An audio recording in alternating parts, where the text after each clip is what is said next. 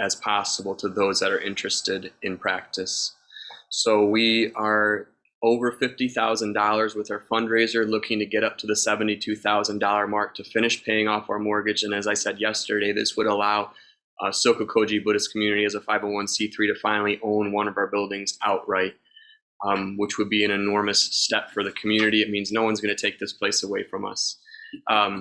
So please, if you have the means, consider supporting us, not just for your practice, but for the hundreds, if not more, people that come here every year looking for support, looking for help, and for those of us that live here. So we thank you for making this possible for all of us and for our teacher and for those listening. So thank you, thank you, thank you.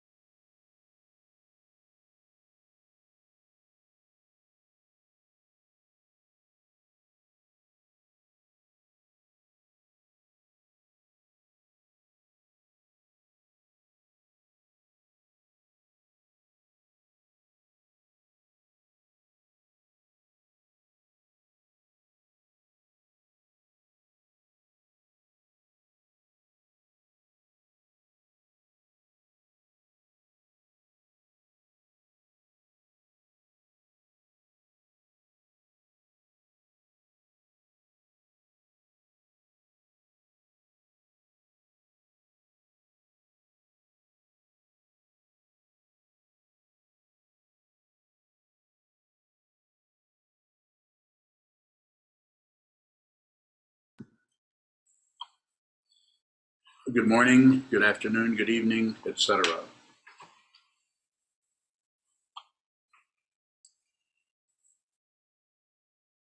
This morning's dharma talk is mountains and rivers, which is a question and answers. I could come up with various things to talk about, but sometimes it's better just to take it different directions and have you provide the direction for the talk or the dharma teaching to take place. So mountains and rivers, number 13. It's not that I've done 13, I've probably done a lot more, but I never can remember what the last number was, although in this case I did, it was 12. And so there I thought, 13, we'll do 13. Next week it might be 22 or something. So, yeah, that's it, go ahead. Geez, I'm bowing. Yes, sir. You've talked about renaming what we call negativity. And I was wondering if you could say more about how when we call it something different, it helps us work with it in a different way. Very good. So it brings in a little bit of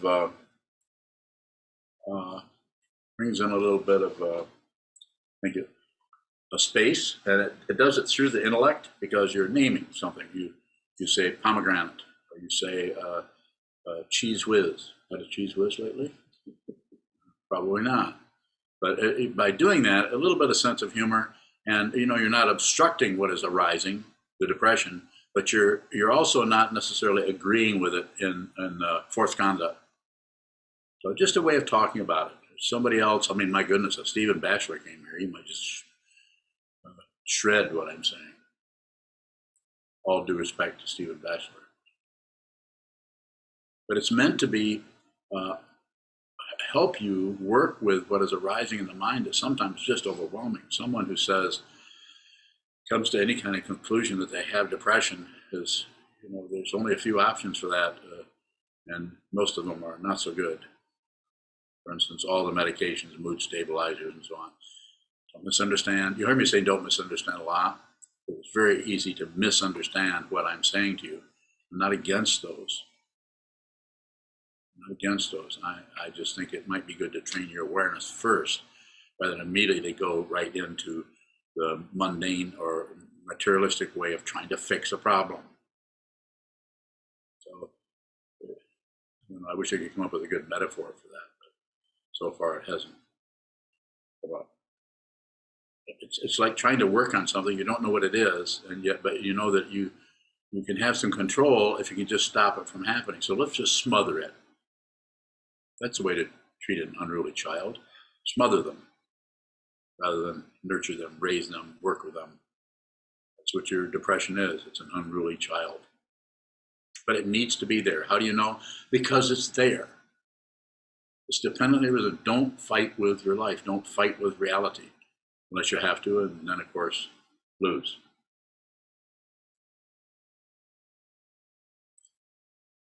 That word, of course, is an interesting word combination. Of course. That means, of course.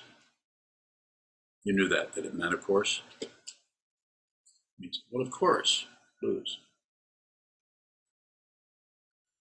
Look at the words you use. Listen to what you're saying. I am, if you talk.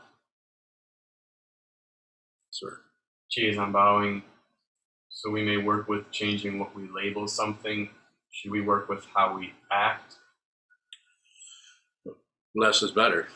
So insofar as you can, work with what is arising as an emotion. We're talking about depression. So insofar as you can, less is better. Don't do much with it. Don't.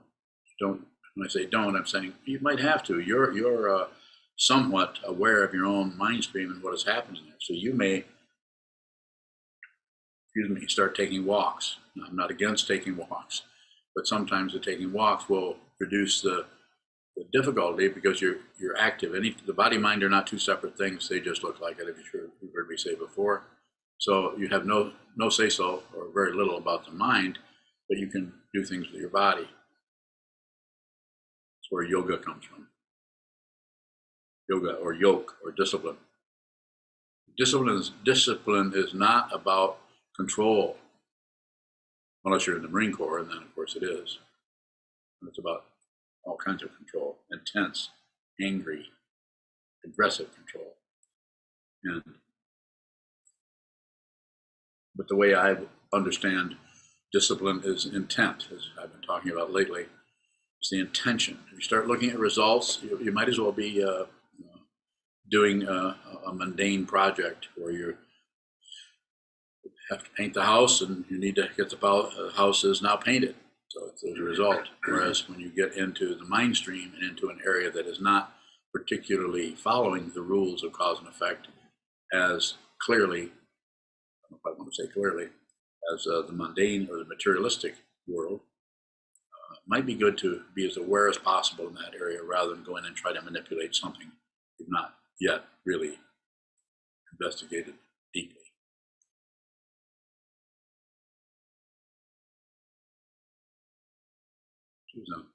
I think I've heard you speak on the bodhisattva vow as be with all things, put others before yourself, and save all beings. And those all seem to have very different levels of activity. So I wonder if we're endeavoring to function out of the vow, what do we do? Don't do much. Stay with the vow. The vow, if your understanding, as it will show up, is clear in that area, even intellectually, if you know that there's no separate things anywhere, even intellectually, then less is better. Don't meddle is another way of saying it. If you don't do that and you hold back, sometimes called patience, then you'll see more clearly what dependent origination is displaying in front of you that appears like a mosaic and is not separate. So it appears like causes and conditions coming and going. So less is better. There's more room, keep coming.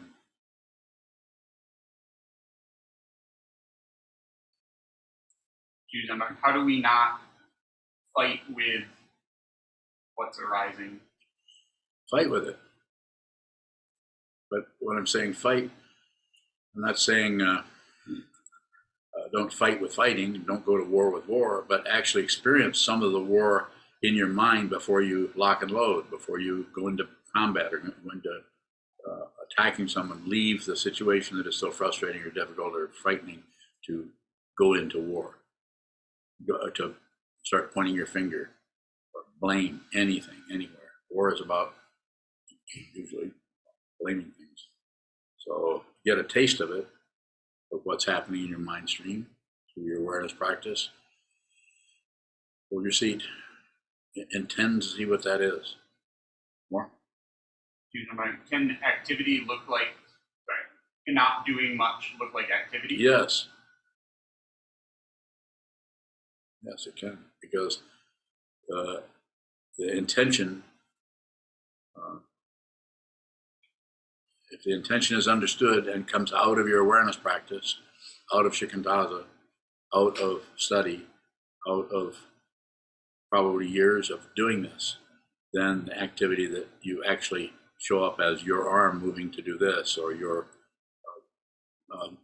voice patterns and vocal cords moving to produce something, some kind of production, will come out of a deep and wide understanding of everything around that shows up in that same milieu, or that same atmosphere, or that same neighborhood.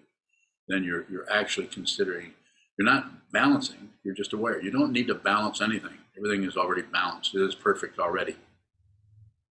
This teaching is not something I invented. Something that's been around for centuries. The great perfection. Doesn't mean things aren't screwed up. Of course they are. That wasn't new to you, was it? So things are sometimes extremely difficult and painful. The basic first teaching of the Buddha, as we know, as we assume, or as we have come to agree with, is a life of suffering.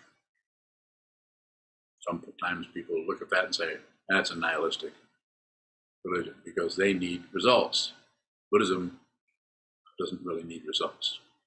It needs to see clearly what this is. How do I relate to don't do much when it doesn't look like what I think it should?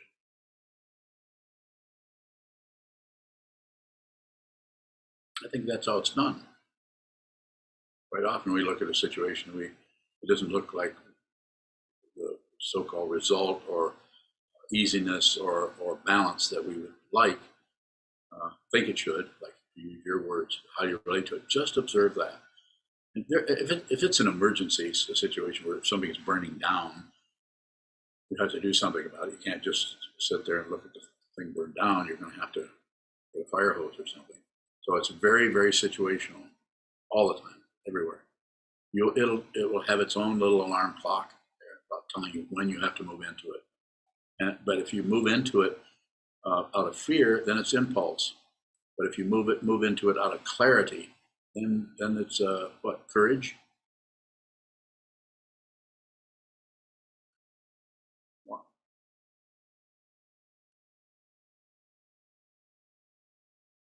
Mountains and rivers, so questions. Bushin bowing. Thing. How can we best meet someone where they're at when it looks like they're being really insane and like we have to talk to them about it? Going. Well, the first thing, the primary situation is train your mind. Make sure you're doing a lot of sitting meditation. When I say a lot, that doesn't mean hours and hours. It means get to the cushion. Try to do it several times a week, if not every day. Set up some kind of a schedule, and just intend to get there. Sit down, train your intend to see as clearly as you can without inventing a bunch of crap about anything.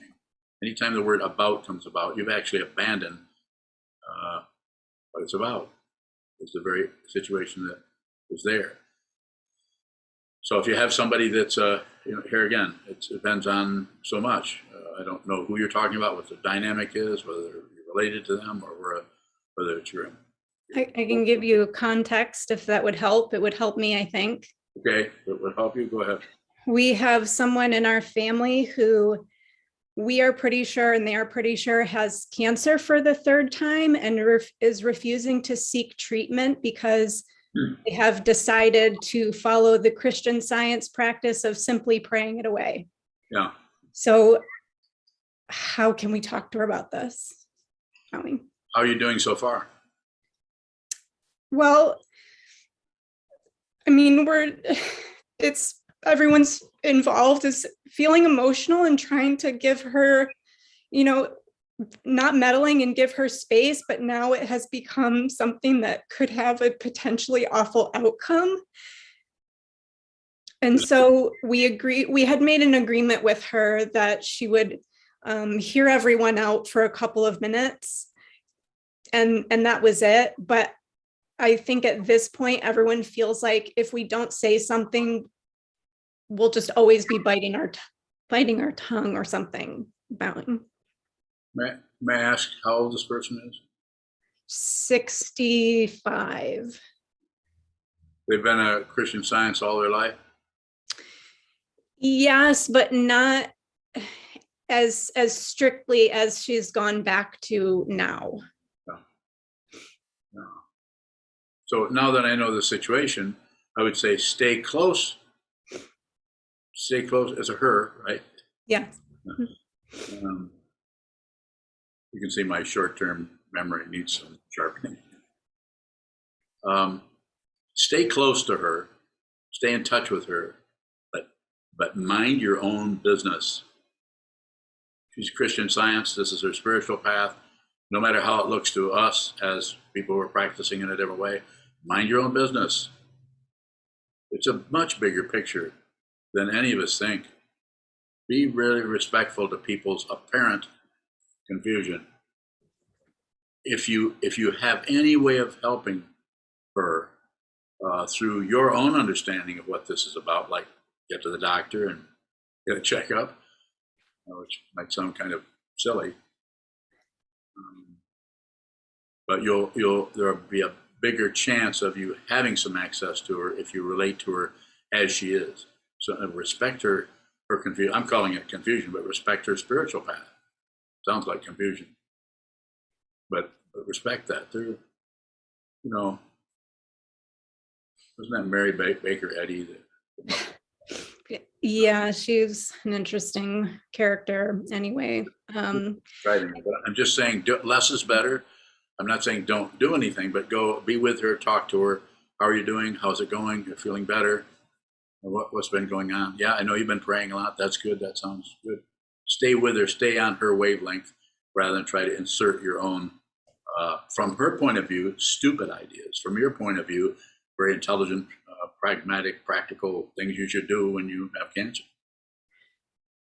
Bowing, maybe another question that would be more helpful in the situation then is, how can I be there for the people who are just determined to change her mind? Bowing. I don't know. That's kind of a tall order there. They heard about meditation.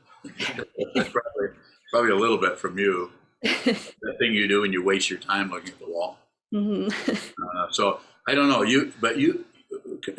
what's happening. Everything is dependently risen. So there's no solid being anywhere. But the illusion of a solid being is just overwhelming.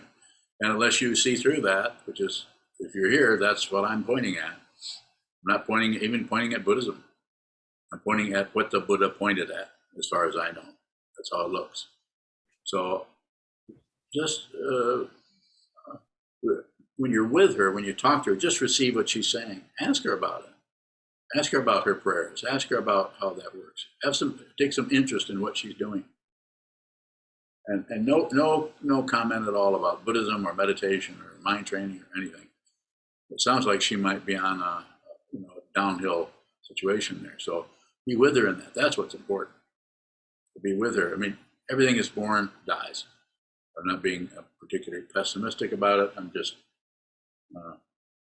the Buddha got my attention when he said that. Thank you. You're welcome. Further questions? Nice show. Nice show, Bowing. In your earlier answer to Jiuzan, you made a mention of acting out of fear. Is there a difference between acting out of fear and acting with fear arising? Big difference. Good question. Fear arising is like very difficult weather, but you still walk through the rain. Acting out of fear is you fight with the rain. This doesn't mean you don't get an umbrella, or you fight with the bad weather go to war with it rather than seeing that it just needs to occur. How do you know? Because it's occurring. It's dependently risen. Anything that shows up got there, not because this person did a bad thing, but because 15 billion uncountable things happened before to create such a person that would do such a thing. This is what is ignored. It's called origination. No separate being anywhere. Just the illusion of that is incredibly powerful. So very similar. There was a question in the chat box, but I can't get to it, so I don't know what it says.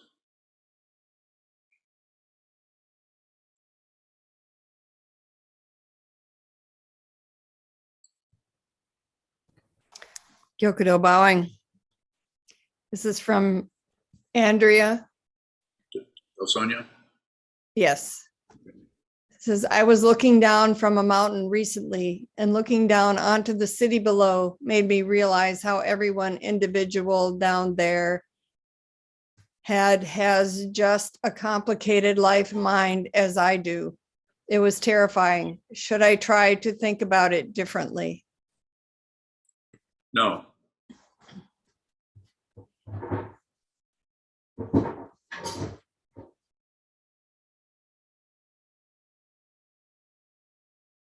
Further questions? Naisha bowing, follow up on my last question. Yes. If we are aware that we are doing an activity out of fear, is there anything that we need to do with that? Bowing. Not at all. So the idea is to not do that, but if you're doing that, then it's just awareness. Because you have to be respectful of what's arising, what's just behind the fear, what is, you could say, causing the fear. There's so much happening there. It's so very, very complicated. So we keep it very simple. We do a radical or minimal way of training the mind, which is sit down and just observe what's coming and going. It's very interesting, and it's very boring until it's not, and then it becomes boring again, and then it becomes kind of useless. You could go through all kinds of different stages or phases.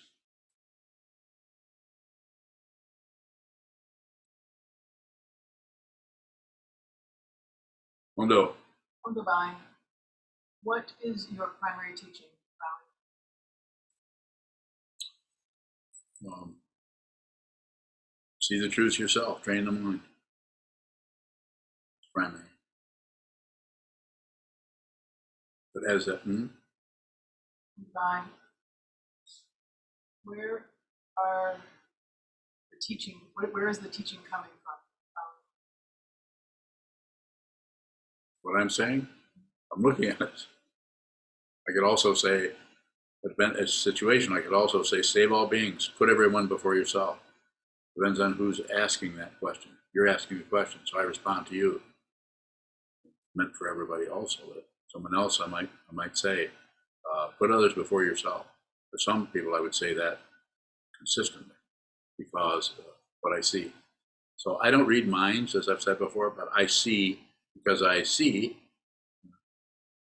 what this is, and you are in this milieu, and I see. If you come to me and as a student, I see what you're dealing with.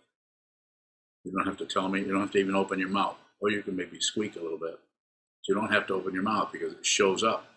But that doesn't mean I can go back and say, oh, you need to stop doing this, start doing this, or make some modification.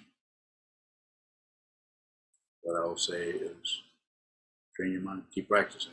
Return to the Buddha, the Dharma, and the Sangha as a structure that will help you see clearly. Once you see what this is, you don't need anything else. You don't need to do anything else. There isn't anything else. Divine. What is behind the confidence in which you speak? Nothing. Nothing there.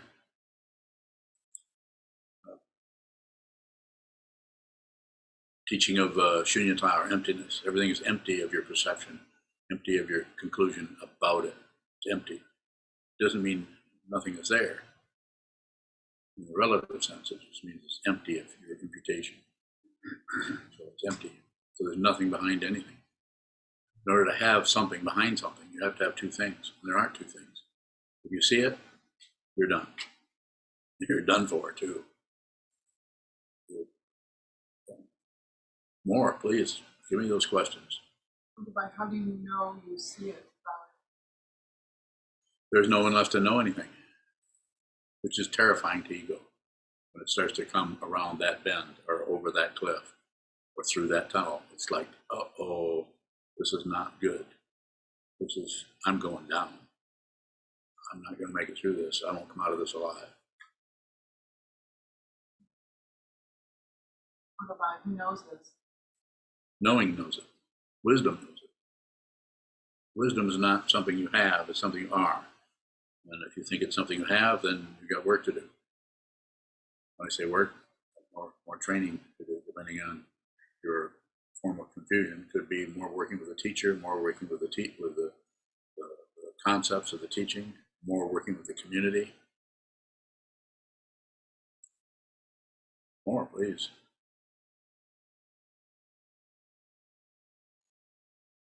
How do you know that it's wisdom? How is wisdom arising? It's not separate. So there is no personality there anymore. The way Trungpa Rinpoche would talk about this is, talking to me is like talking to a dead man. I could say the same thing, but I don't want to steal his lines. No one home.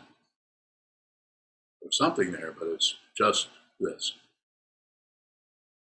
And it's not a like, oh, I have wisdom, or I am wisdom.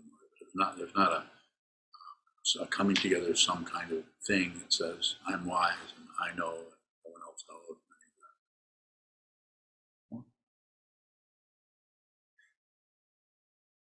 You won't know. Is that it? Geez, I'm bowing. Looking for help understanding what the seeing is, because as you said, it doesn't mean like an infallibility or that a misunderstanding can't happen. So what is seeing that's not traditional knowing? Wow. Well, you see the difference between traditional knowing. I know this is a piece of wood, and this is another piece of wood. And if you strike them together, that's a sound. Traditional knowing. But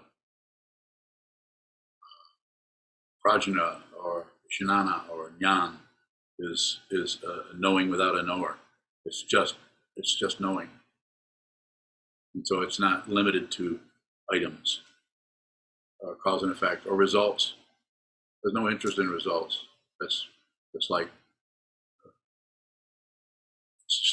burrowing under the ground, going back into the results. Materialism. More. What is it when you misunderstand something? When I do, simple. I just misunderstand. I misheard or heard someone say, "Oh, I thought you meant, let's go get ice cream," and then I said, and so I didn't go. And then later on, I heard, then I thought, you said let's go get a hamburger, which I would have gone. Stupid, silly, but it's like that kind of. It's very, very simple. It's very. If there's any kind of ego mind happening there, then it will get embarrassed and start to defend itself, or explain itself, or there's no explaining. You may catch me explaining stuff, or maybe even being defensive. It doesn't last long. There's no defender. Even the defensiveness comes out of the dependent origination that brought this old man, who used to be a baby, into this world. 70, I don't do numbers very well, but right around 78 years ago, I was the same age as your son. You think he was difficult. He was a human cannonball. Just saying that dependent origination needs to be received. need to look and observe without immediately condemning this and promoting this. Cheers, I'm bowing. What is the ordinariness, or is there anything that's not ordinary about realization? Well, it's not ordinary, and that it's vast and profound. It doesn't end. It's profound, and it's astonishing wisdom of the nature of what we're calling reality. You see it, you know it, you smell it, you taste it. Everything is that. One taste.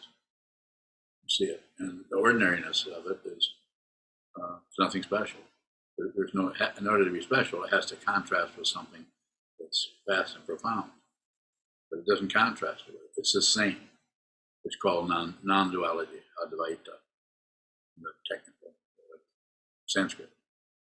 So it's not two, it's not divided, but everywhere we look, we see division, different people, different countries, different races, different skin colors, the differentiation goes right up to the final differentiation, which is life and death. There is a difference between a living being and a corpse, but not in the way you think.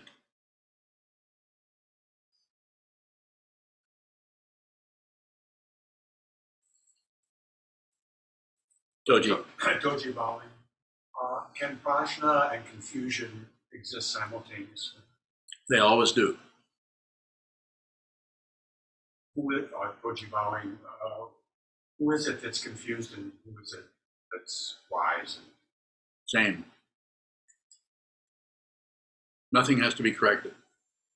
You don't have to fix yourself and be a wiser, better, less confused person. Drunk Rinpoche would say, be genuine. How can you be genuine if you feel like you're full of crap and you're full of confusion? And be genuine. I say it a little bit differently. I say, be the confusion or the difficulty you're trying to get rid of. You might want to try that for a while. In other words, be sick. Be not to go overboard and make that a justification for doing harmful things to others. Go ahead, please. How is prajna confusion? Because that's what it looks at. The Buddha, when the Buddha awoke, here's the Buddha meditating.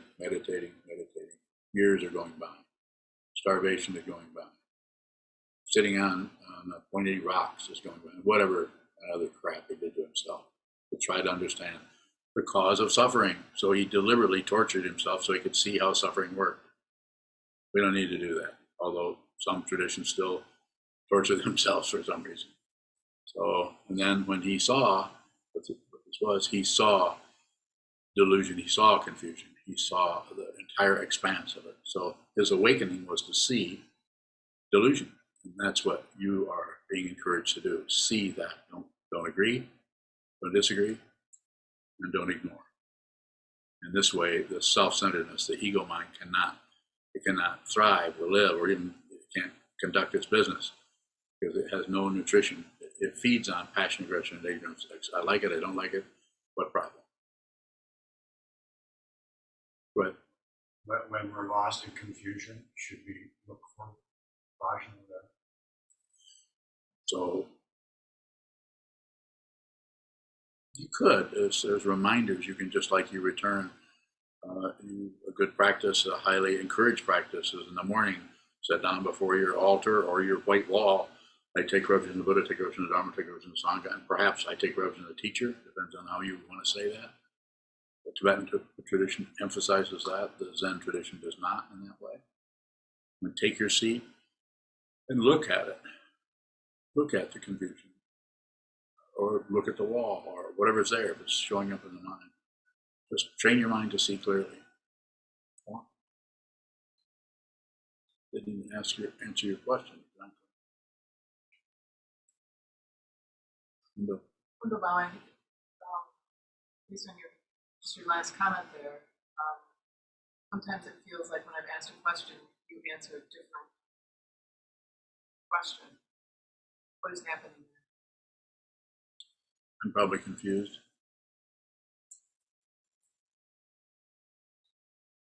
Give me an example. So you're saying you smarty pants, you think that the question that you ask, I'm answering something else. It feels Is like, that why I've been accused of, what's that, mental illness? No, what was that? Senility? No, I can't remember. It starts with a D. Dyspepsia. Dithyrambic oscillation between poles. Go ahead, please. Divine, just like you said to Choji right now, I didn't answer your question. This happened. I'm watching to see how he responds to that. How did he respond? He wasn't sure what he'd asked. Am I correct? Don't argue with me. No, you can.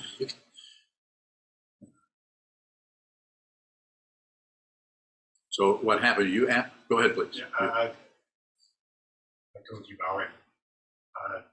It seems like any question that I can really ask and know what I'm asking, the answer comes in the posing of the question. So my questions are always confused to me.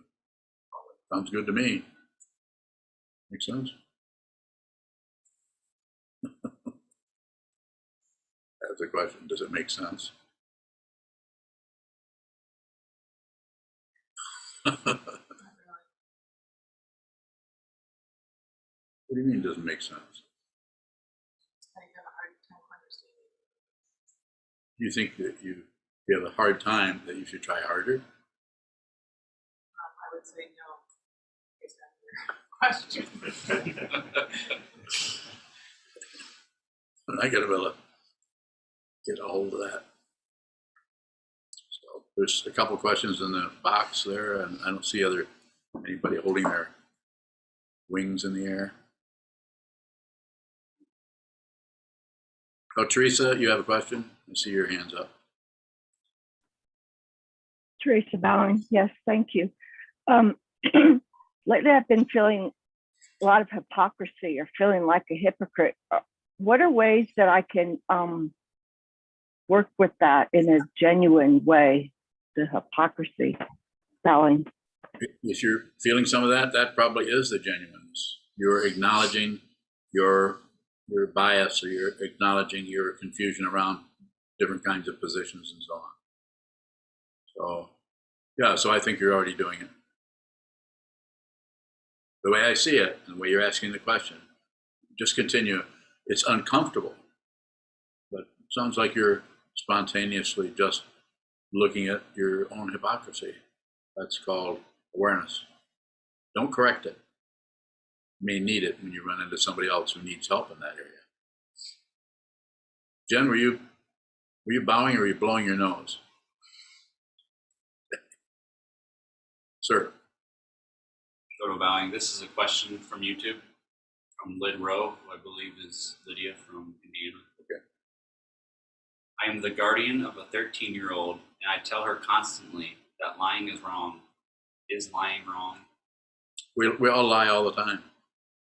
So now that's very situational. So someone 13, have to see a bigger picture of that.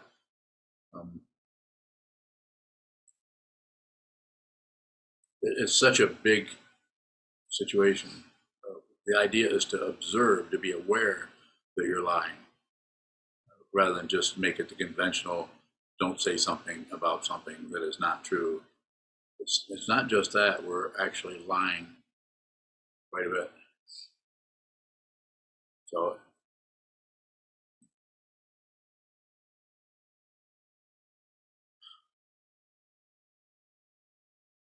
probably the way it was lit, probably the way I'm understanding your question, I would say that probably should just do what you're doing right now. Train your mind. That's the most important thing. So that anything you do in regard to anyone who's 13 has as much receiving as possible, rather than just orders from headquarters, so to speak. A little bit of that. You could have a discussion with her about it.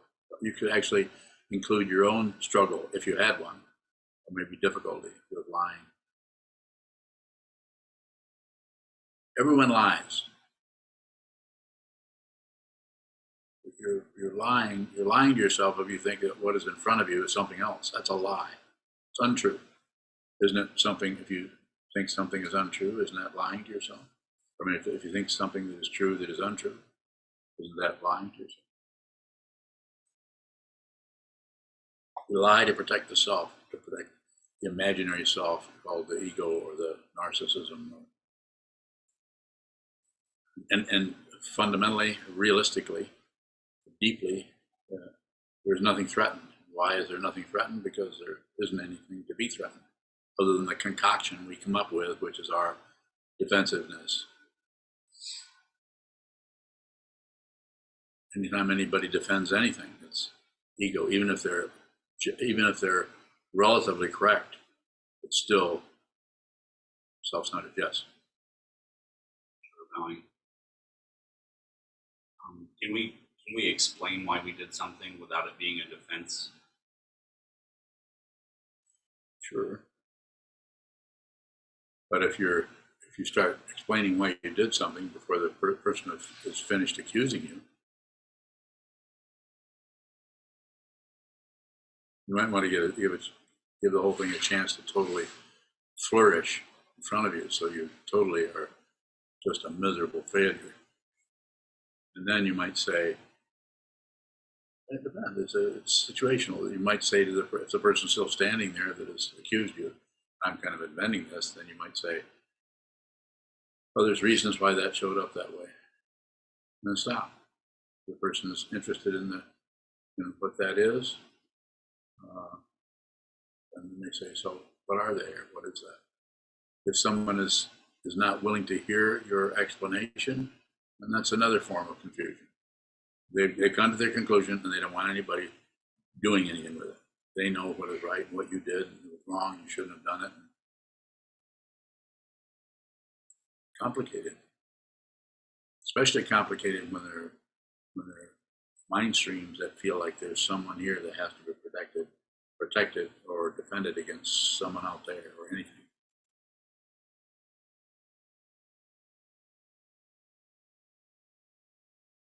Other questions? Yoon. Yoon Maui. Earlier in your responding to Ondo, you said no one home, or no one home. What do you mean by that? I would say that it's kind of conventional. That's been said before in the various traditions, that doesn't feel like there's anybody there. There's a voice and there's a hand gesture. All kinds of things are happening relative to what is showing up, relative to questions, dependent origination. The question shows up and dependent origination provides. Not getting in the way of the truth, and when the vocal cords are running.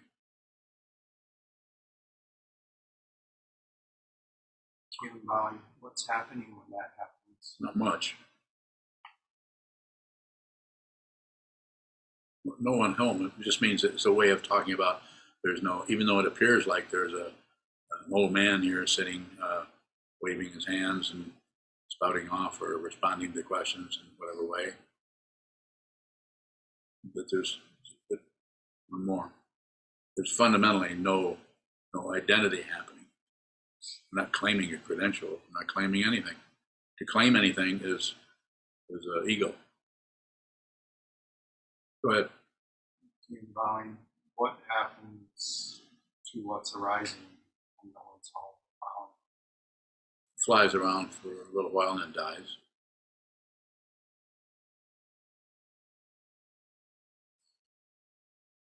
Further questions?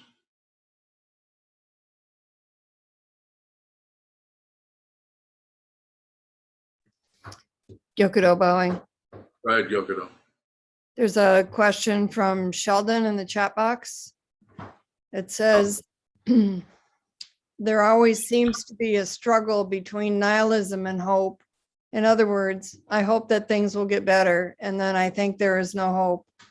Is there a comfortable place to see those positions from without engaging in the circular thinking? You might not like the answer, but here it comes. Find out there's no one that's uncomfortable. Uncomfortability, is that a word? uncomfortability, uncomfortabilitation, discomfort. Thank you, Katie. Discomfort. There's no one who is discomfortable. Uncomfortable. Uncomfortable. Thank you, Katie. So there's no person there. Uncomfortable. This is why it's so difficult to see this, is because the discomfort, the suffering, is still going to arise as long as there's a human form anywhere, because we have nerve endings everywhere, even the nerve endings and the emotions in the mind stream that don't show up as particular fingertips, but there's still an incredible sensitivity there. So that, and the karma that shows up with this person before realization, after realization, is still there. There's a Yakujo's fox, is the Zen koan that talks about some Yakujo, I think, was asked, was challenged about this, if there was still somebody there. I can't remember how the whole thing went, but anyway, since he still claimed that he was somehow enlightened or something, he had to spend 300 years as a fox. Probably not, because that's kind of hyperbole. It's probably only 100. But it's a way of talking about it that, that don't grasp at anything, don't reject anything, and don't shut down on anything. Liberate yourself. And we have to do that through seeing, Sheldon, we would have to do that through looking and seeing that there, even though these intense feelings or emotions come and go, if you do anything with the emotion, here's the emotion coming up. If you reject it, ego. If you accept it, ego. And what I'm saying, it's fueling the ego. It's dependently arisen, as is the ego. But if you do anything with what's coming and going, negative feelings of depression, negative feelings of anything comes and goes, which doesn't mean that you shut that off. No, it just comes and goes and comes and goes. And eventually the ego, as Trungpa Rinpoche says, wears out. Just like wearing a shoe, you never get it rehealed. It just wears out. The ego never gets reimbursement for anything. Go ahead, Jen. Jen Bowing. What role does the body play in meeting dependent origination? Bowing. So the body, mind are separated into the way we see it, but they're fundamentally not separate. They're the same thing operating on so many different levels or ranks or filings, or it's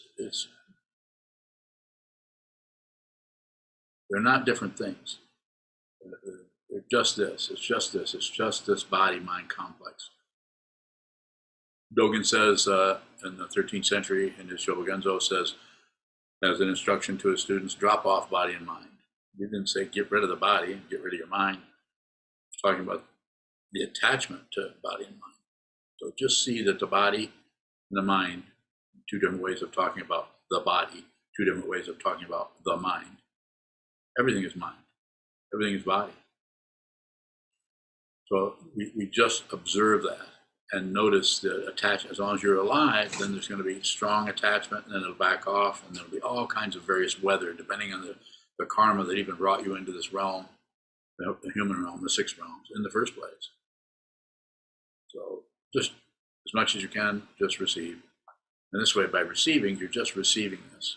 You're not doing anything with it. If it came like a box tied up with a bow, you might not even open it. You received it, set it aside. When I say set it aside, don't throw it away, but just set it down. Body arises. Realize the body, feel the body, but it's unreal. Go ahead, Jen. Jen Bowing.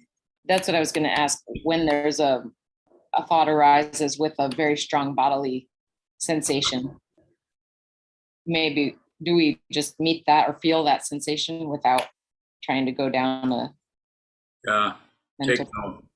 don't, no matter what comes to the door, don't take any offers. I mean, listen, look at the sales pitch, or listen to the sales pitch, and whatever it may be about the body and about the feelings. And, oh, I have to do this because of this. Don't do anything at all. Just receive. This doesn't mean that by doing this, eventually it might become so insistent that you really need to do something in some area, because in order to save your life, perhaps, just like the question that Bushine asked about her someone in her family who's is ill but has another orientation, has a religious path, and she's tied into it. So you might, if you're right with her, right with that situation, listening, receiving, and any opportunity does show up to move into that with some kind of a recommendation for her, I don't know how to show up. Probably it is probably unlikely. The more people become afraid, the more they become attached to their beliefs. So, more, Jen? Joe bowing. Question from Jethro. Jethro. Why is uncertainty around a feeling or situation so very uncomfortable for us, even more so than a seemingly clear but extremely negative emotion or situation? So it's a why question, and it's, why is it? I could come up with some various ideas or interpretations or analysis about it. I don't think it's important to know that. It's important to just watch it. And one of the things that's happened, I'm not accusing you of anything, Jethro, but I'm just saying that one of the things that the ego will do is move away from the immediacy, the intimacy of the emotion itself that does not feel good, is not comfortable, and move into something about it, trying to figure it out. Why is it? Why is this more than that? Why? Those why questions are circles, and they will. It's just like you've just left the area of observing into jumping on some kind of a rotating merry-go-round, just because it feels safer to go in circles. Why? Because. Why? Because. Why? Because. So if there's something below that I am missing, which is likely, if you want to simplify that and rephrase that into a question that doesn't completely put me in a spot of having to respond to something that is very complicated. There's one in the chat box from somebody. Go ahead. Joe bowing. A question from Jeremy Gray. Go ahead. You said to look at the confusion. Is everything confusion? Is everything perfect? Yes.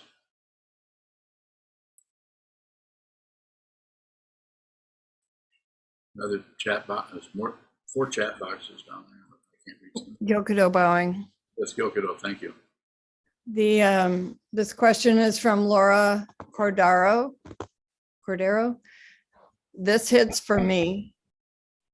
Uncertainty about whether or not I go with my husband on vacation to Europe in 8 days. Bowing. So that's a big one, but I come back to something I say all the time to people: don't do anything unless you have to. Don't go anywhere unless you have to go. Why would you go anywhere if you don't have to do it? When I say have to, the causes and conditions that are around you, and one of them could be some kind of paranoia. One of them could be whatever, fear of all kinds of things. The COVID situation, there's just so much. Less is better. That doesn't mean that he has to go by himself necessarily. He might not want to go without you.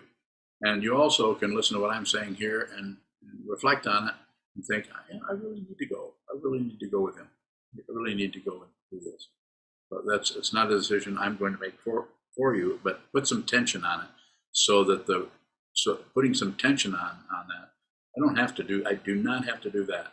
And then watch what pulls you out of that fortress of, I don't have to do that. We'll pull you out into the open where, yep, you've got to get on that stage.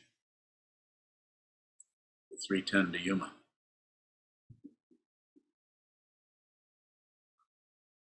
Any further ones in the chat box?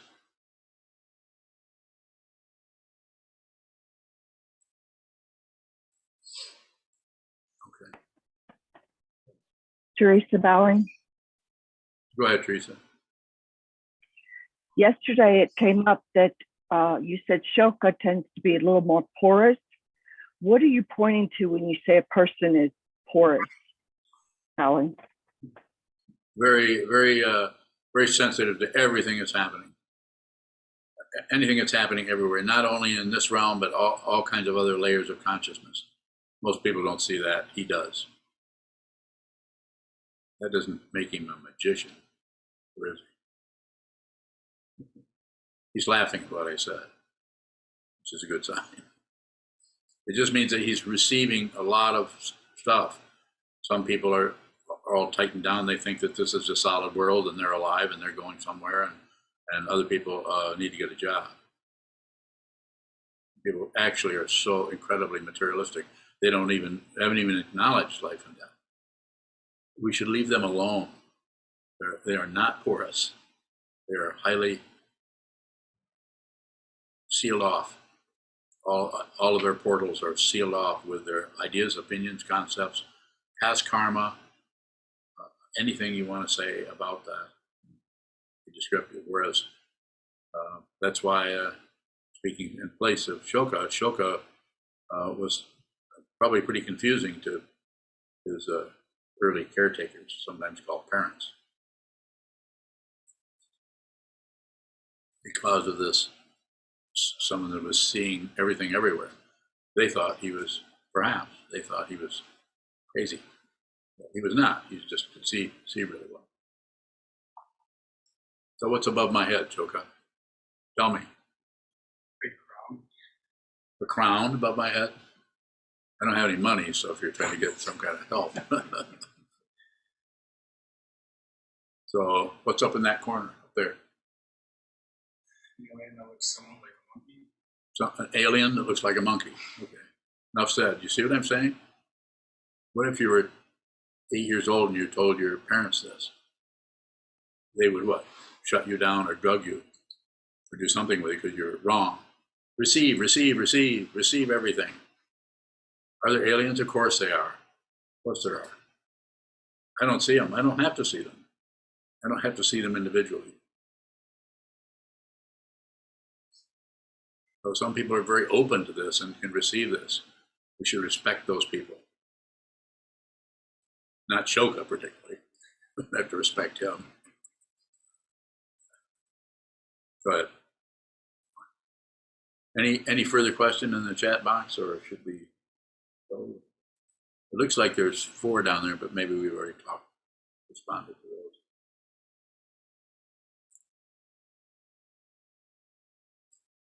Any questions? Not even about aliens, my goodness.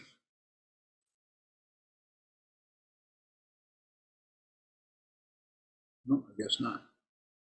Okay, we'll close. Thank you so much.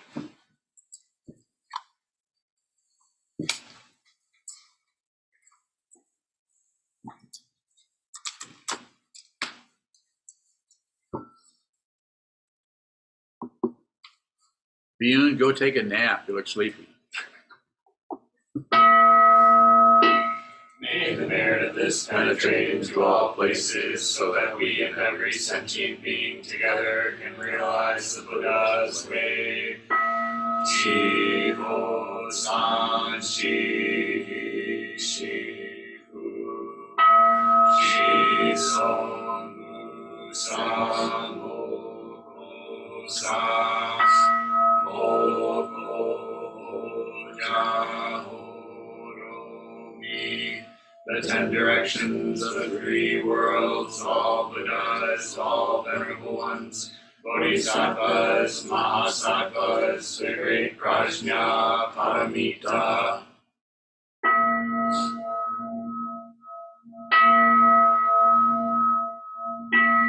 All Buddhas and bodhisattvas of the 10 directions and the 3 times, please hear us.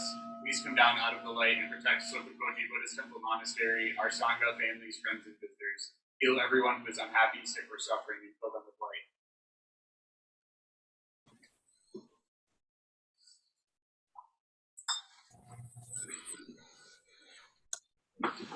Hi, everybody. Bye, Sheldon.